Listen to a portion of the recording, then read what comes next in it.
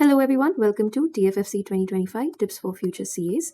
So if you are pursuing the CA course or even if you are not pursuing the CA course, this is not essentially a video for CA pursuing students. This is mainly an accounting conceptual or finance concept video. As from the thumbnail, you must have seen that what I'm going to explain in today's video, capital expenditure, revenue expenditure and deferred revenue expenditure. So before we start, I want you to forget one thing, big accounting words.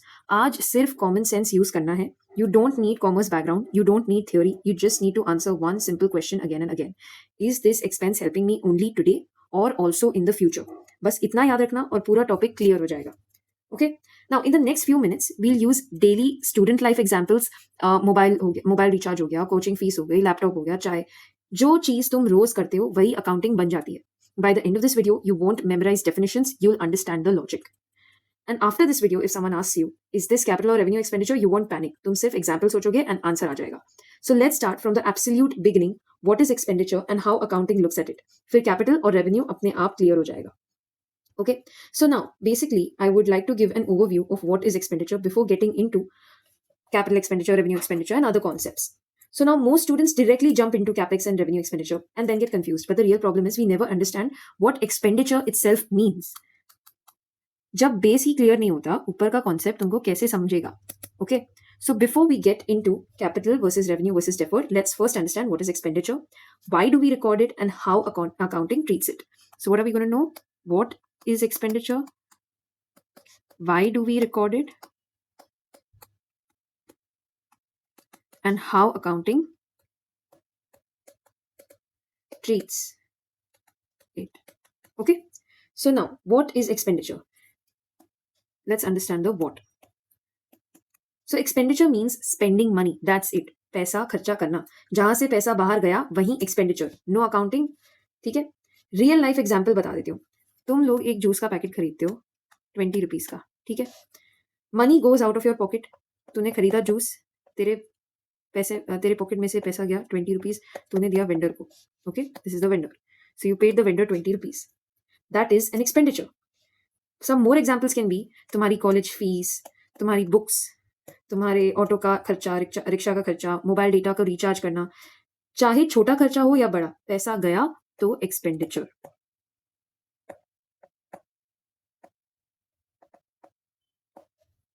अभी इसको record क्यों करना होता है? See, this is not an exhausting thing in itself. I am again telling you, सिर्फ तुमको समझाने के लिए बेसिक में मैं बोल रही हूँ पैसा गया तो expenditure. This is a little more deep, but मैं उसमें घुसना नहीं चाहती अभी. मेरे को बस एक्सपेंडिचर का ओवरव्यू देना था. अब हम उस पर आते हैं कि हम उसको रिकॉर्ड क्यों करते हैं. ठीक है. तो कंपनी को क्या फर्क पड़ता है एक्सपेंडिचर से? क्योंकि एक्सपेंडिचर जो है आपका प्रॉफिट को रिड्यूस करता है. जितना ज्यादा खर्चा होगा उतना कम प्रॉफिट होगा. तो फॉर एग्जाम्पल ये एक शॉप है. ठीक है, ये शॉप है. ये अगर 100 रुपीज कमाती है, 100 रुपीज कमाती है मतलब फॉर एग्जाम्पल उन्होंने 20 रुपए के 5 जूस बेचे, तो 100 रुपीज का पैसा उनके पास आया. लेकिन ये जूस तो उनके पास नहीं आए होंगे ना, खुद से चल के तो आए नहीं होंगे. उन्होंने भी कहीं से खरीदा होगा या फिर खुद मैन्युफैक्चर करते हैं, इज फाइन. बट ये जो हमारी पर्टिकुलर शॉप है, ये एक जनरल स्टोर है जो कि जूस के पैकेट बस रखती है और आम लोगों को यानी कि नॉर्मल पीपल को बेचती है. It's a normal general store, it's a normal grocery store जो कि जूसेस के packets and daily use purposes चीजें रखती है, आइटम्स रखते हैं और वो नॉर्मल पब्लिक को बेचते हैं. तो उन्होंने 20 रुपए के 5 जूस को बेचा तो उनको 100 रुपीज का इनकम आया, मतलब उनको 100 रुपीज मिला. ठीक है, पैसा मिला. ठीक है. अब ये शॉप क्या करती है? इनका इलेक्ट्रिसिटी का खर्चा होता है. ठीक है.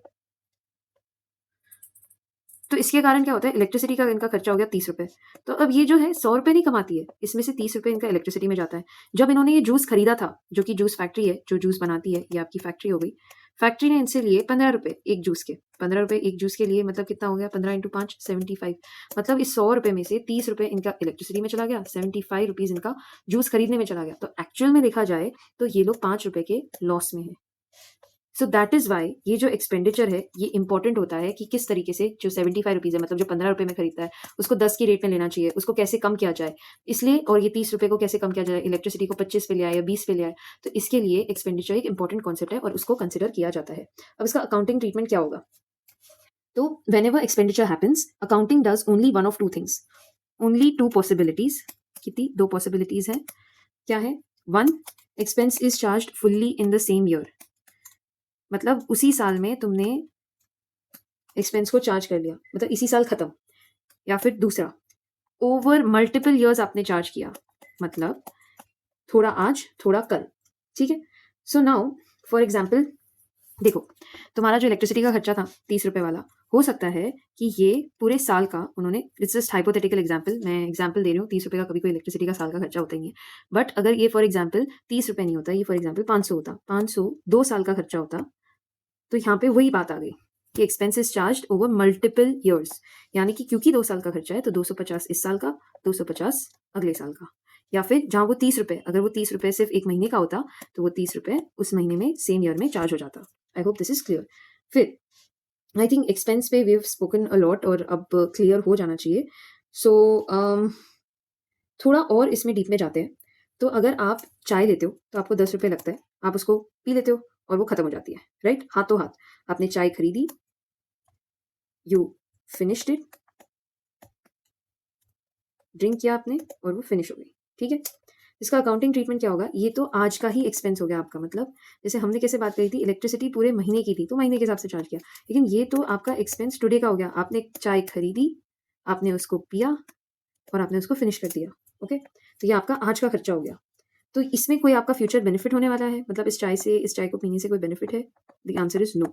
आपने आज पिया, खरीदा, पिया, खत्म किया, बात खत्म हो गई, वहीं पे स्टोरी फिनिश। तो इसको आप आज के आज पूरा चार्ज कर दोगे। यू विल चार्ज टुडे, मतलब जो भी आपके अकाउंटिंग हिसाब से है आप उसको इमीडिएट चार्ज करोगे। इस तरीके के एक्सपेंडिचर को हम रेवेन्यू एक्सपेंडिचर बोलते हैं, जो कि ठीक है, अभी आगे हम इसमें डीप में चर्चा करेंगे। मैं बस बता रही हूँ कि एक्सपेंस आज के आज आप इसको चार्ज करोगे। लेकिन अगर आप स्कूल बैग खरीदते हो, ठीक है, आपने स्कूल बैग खरीदा, आपने उसको 1000 रुपीज में खरीदा और आप उसको 2-3 साल यूज करोगे, ठीक है? Benefit not today, it's for 2-3 years, 2-3 साल तक आपको उसको बेनिफिट मिलने वाला है।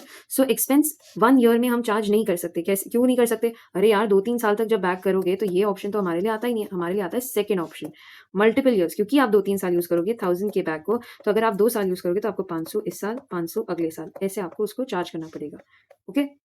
तो ये हो गया इसकी बात। बैग आज खरीदा है बट कल भी काम आएगा। ये जो एक्सपेंडिचर होते हैं ये होते हैं कैपिटल एक्सपेंडिचर, ठीक है? अब every expenditure asks only one question: how long is the benefit? Benefit अगर शॉर्ट है तो उसको चार्ज कर दो इमीडिएटली, अगर बेनिफिट लॉन्ग है तो उसको स्प्रेड कर दो, जो हमारे दो ऑप्शंस थे, ठीक है? How long is the benefit, how long is the benefit. जो आपका चाय वाला एग्जाम्पल था उसमें बेनिफिट आज के आज खत्म हो जाएगा, चार्ज इमीडिएटली। जो स्कूल बैग वाला चार्ज था, वहीं एक्सपेंस था, वो आपका 2-3 साल का एक्सपेंस था, इसलिए हमने उसको स्प्रेड कर दिया। फायदा जितना लंबा, अकाउंटिंग उतनी ही स्मार्ट, ठीक है? Now that we know what expenditure is and how accounting things, हम फाइनली रेडी हैं ये कंसिडर समझने के लिए, understand the classification, most important classification, capital expenditure versus revenue expenditure versus deferred revenue expenditure. अब कंफ्यूजन नहीं होगा, सिर्फ क्लैरिटी होगी, okay? I hope I am very clear. I think अभी तक के इट इज इससे ज्यादा मैं सिंपल नहीं कर सकती थी, इसको ब्रेक डाउन नहीं कर सकती। सो सोचो कि तुमने एक मोबाइल खरीदा, ठीक है? मोबाइल खरीदा, ये तुम्हारा मोबाइल है और इसका तुमने डेली रिचार्ज करवाया और 1 साल का कोचिंग कोर्स लिया। ये तुमने 3 अलग चीजें करी। क्या किया? मोबाइल खरीदा, डेली रिचार्ज किया और 1 साल कोचिंग कोर्स किया, ठीक है? तीनों में पैसा गया, तीनों में तुम्हारा मनी गोज आउट, ओके? अब लेकिन अकाउंटिंग में तीनों सेम होते हैं। आर ऑल दीज टाइप जो हमारे ऑप्शंस थे कि चार्ज इट इमीडिएटली या फिर स्प्रेड इट, क्या इन तीनों का सेम है? The answer is no. इन तीनों का चाय और स्कूल बैग की तरह ट्रीटमेंट अलग होगा, बिल्कुल नहीं। सो आज का जो हमारा वीडियो है इसमें आपका ये कंफ्यूजन बिल्कुल क्लियर हो जाएगा। सो नाउ कैपिटल एक्सपेंडिचर होता क्या है? कैपिटल एक्सपेंडिचर वो खर्चा होता है जिसका फायदा लंबा चलता है। मुंबई में अगर तुम घर खरीदते हो, ठीक है, तो बाइक या एक्टिवा लेते हो और तुम कॉलेज के लिए लैपटॉप लेते हो, ठीक है? तो तुमने बाइक ली, घर लिया, लैपटॉप लिया, ये सब कैपिटल एक्सपेंडिचर होते हैं, क्योंकि एज आई सेड कि ये जो खर्चा होता है इसका लंबा फायदा होता है। इस घर में तुम कम से कम 10-15 साल रहते हो, डिपेंड्स, 1-2 साल, 10-15 साल। इस बाइक को तुम कम से कम 3-4 साल चलाते हो, लैपटॉप को 3-4 साल चलाते हो। ये चीजें तुम रोज रोज नहीं खरीदते, पर रोज यूज करते हो। रोज खरीदते नहीं हो, लेकिन रोज यूज करते हो, ओके? सो नाउ 45,000 का अगर आप लैपटॉप खरीदते हो सीए की पढ़ाई के लिए, फॉर एग्जाम्पल अगर आप अपनी कोई भी पढ़ाई के लिए लैपटॉप खरीदते हो 45,000 का, तो आप उसको लैपटॉप पढ़ाई के लिए हो सकता है, काम करने के लिए हो सकता है, उसके बहुत सारे यूजेस होते हैं। तो जब आप ये खरीदते हो तब आप इसको डेली तो नहीं खरीदते चाय की तरह, 10 रुपए की चाय खरीद ली, डेली 45,000 का लैपटॉप खरीद लिया, ऐसा तो होता नहीं है। डेली तो आप खरीदते नहीं हो। सो फायदा मतलब मल्टीपल ईयर्स, मतलब आप उसको बहुत सालों तक, बहुत महीनों तक, आप बहुत महीने तो नहीं आते, साल तक आप उसको यूज कर रहे हो। एक बार लो, सालों चलाओ। क्या बोला मैंने? एक बार उसको लो और सालों चलाओ, ये होता है हमारा कैपिटल एक्सपेंडिचर। ठीक है, तो अब रेवेन्यू एक्सपेंडिचर की बात करते हैं। I think capital expenditure is very clear, जिसका फायदा मल्टीपल ईयर्स तक चलता है। रेवेन्यू एक्सपेंडिचर ऐसा है, money spend for day to day running of life और business, day to day running of life और बिजनेस। तो कुछ लोगों की जो है, आप आई डोंट नो आप लोग जानते हो कि नहीं जानते, बट मैं ऐसे कुछ लोगों को जानती हूँ जिनका चाय या फिर कॉफी के बिना चलता नहीं है। तो आप ऐसे बोल सकते हो कि उनकी डे टू डे रनिंग के लिए, मतलब डेली जिनको चाय या कॉफी चाहिए, ऐसे जो एक्सपेंसेस जो लोग करते हैं उनके लिए ये एक्सपेंसेस रेवेन्यू एक्सपेंडिचर होते हैं। यानी कि जो उनके डे टू डे, आप उसके नाम पर मत जाओ रेवेन्यू एक्सपेंडिचर। रेवेन्यू एक्सपेंडिचर ऐसा, रेवेन्यू क्यों बोलते हैं उसको? जो आपके डे टू डे, जो आपका डेली का रनिंग ऑफ लाइफ के लिए आपकी ज़रूरी है, मतलब आपको ये तो चाहिए ही चाहिए, जैसे कि टी हो गया, कॉफ़ी हो गया, इलेक्ट्रिसिटी का बिल हो गया, बस का टिकट होता है, फिर मोबाइल का रिचार्ज होता है, ये सब आपके डे टू डे के खर्चे हैं। So you use it once, benefit is short term and it's gone. एक बार आपने यूज कर लिया, चाय पी ली, आपने उसको खत्म कर दिया, बेनिफिट खत्म हो गया। अगर आपका 299 का मंथली रिचार्ज है, एक बार आपने डेटा यूज कर लिया, वो फिनिश हो गया, नेक्स्ट मंथ आपको वापस से रिचार्ज करना पड़ता है। बेनिफिट जल्दी खत्म हो जाता है रेवेन्यू एक्सपेंडिचर का, बेनिफिट एंड्स क्विकली। तो वो हो गया आपका रेवेन्यू एक्सपेंडिचर। ठीक है, तो आप इसको पूरे साल में उसी साल चार्ज कर देते हो, पूरा का पूरा सेम ईयर, जो हमारा ऑप्शन 1 था, तो पूरा का पूरा आप उसको सेम ईयर चार्ज कर देते हो। ओके, नाउ जो सबसे कंफ्यूजिंग होता है, जो थोड़ा बहुत मतलब इनके बीच का है, या फिर बीच का नहीं कह सकते, बट ये कंफ्यूजिंग है, it's very confusing for people. So it looks small but it acts big. This is one that confuses 90% of students, but after this example, you'll never forget it. Trust me. Deferred revenue expenditure, revenue in nature होता है, लेकिन उसका benefit multiple years में spread होता है। अरे ऐसे कैसे हो सकता है? रेवेन्यू भी और फायदा मल्टीपल ईयर्स, ये दोनों चीजें मैच कैसे कर सकती हैं? Yes, the answer is it can match if it is deferred revenue expenditure. तो अब आपको रियल लाइफ एग्जांपल देते हैं। आपका जैसे नेटफ्लिक्स हो गया, आपका जिम हो गया, या आपकी कोचिंग हो गई, इन सब के लिए आपने 12,000 पे किया 1 ईयर मेंबरशिप के लिए। तो क्या आपको आपको मैं कुछ सवाल पूछती हूँ, आप एसेट खरीद रहे हो? नहीं, ये एसेट नहीं है। These are not your assets, these will not help you turn money. ये आपके एसेट नहीं है। क्या आप इनको एक दिन में यूज करोगे? नहीं जी, नेटफ्लिक्स की मेंबरशिप 1 साल चलेगी, जिम की मेंबरशिप 1 साल चलेगी, एक दिन में तो हम यूज नहीं करने वाले। अब हम इनको कैश बनाने के लिए भी नहीं यूज कर सकते, ना ही हमारे एसेट है, ना हम इनको एक दिन के लिए यूज कर सकते हैं। एसेट इज बेसिकली समथिंग जिसका आप कैश निकलवा सकते हो, जो कि समथिंग आपकी, जैसे आपका ओनरशिप आप कह सकते हो, कि आपकी वेल्थ की तरह कह सकते हो, कि आप इसको कैश में कन्वर्ट कर सकते हो। That is what comes in your asset. Asset में भी बहुत कुछ आता है, मैं बहुत ऊपर से ओवरव्यू दे रही हूँ, I am sure this would be enough for you, sorry for that. So 12,000 1 year membership is neither your asset, ना ही आप उसको एक दिन में यूज कर रहे हो। तो ये है क्या? आप एक बार पे कर रहे हो, लेकिन बेनिफिट आपको मंथ बाय मंथ मिलता है। That's why it is deferred revenue expenditure. ठीक है, ये है रेवेन्यू नेचर का, यानी कि आपके डेली एक्टिविटी में काम आता है। आप डे टू डे जिम जाते हो, डेली काम आता है, लेकिन बेनिफिट आपको मल्टीपल ईयर्स मिलेगा। मतलब आपने 2 साल की मेंबरशिप ले ली, तो आपको डे टू डे भी काम आ रहा है और मल्टीपल ईयर्स का आपको बेनिफिट भी मिल रहा है। ठीक है, तो अब जैसे एक और एग्जांपल लेते हैं, एक एडवर्टाइजिंग कैंपेन है।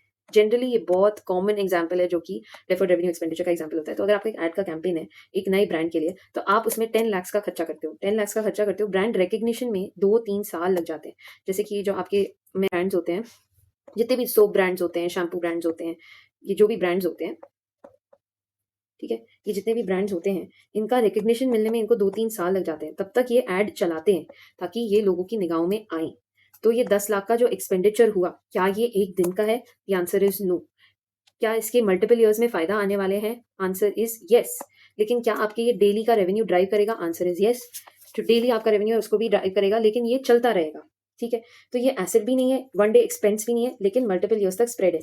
तो आप आज पे कर रहे हो, सिंपल ट्रिक मैं तुमको बता देती हूँ, तुम पे टुडे कर रहे हो, बेनिफिट टुमारो हो रहा है तुमको, डेफर्ड रेवेन्यू बोल दो, सीधा सीधा, कुछ सोचने की जरूरत ही नहीं है। Paid today, benefit tomorrow, deferred revenue expenditure. ठीक है, मैं तुमको एक स्टोरी देती हूँ कनेक्ट करने के लिए। ओके, सो नाउ तुम लैपटॉप खरीदते हो। लैपटॉप क्या हो गया तुम्हारा?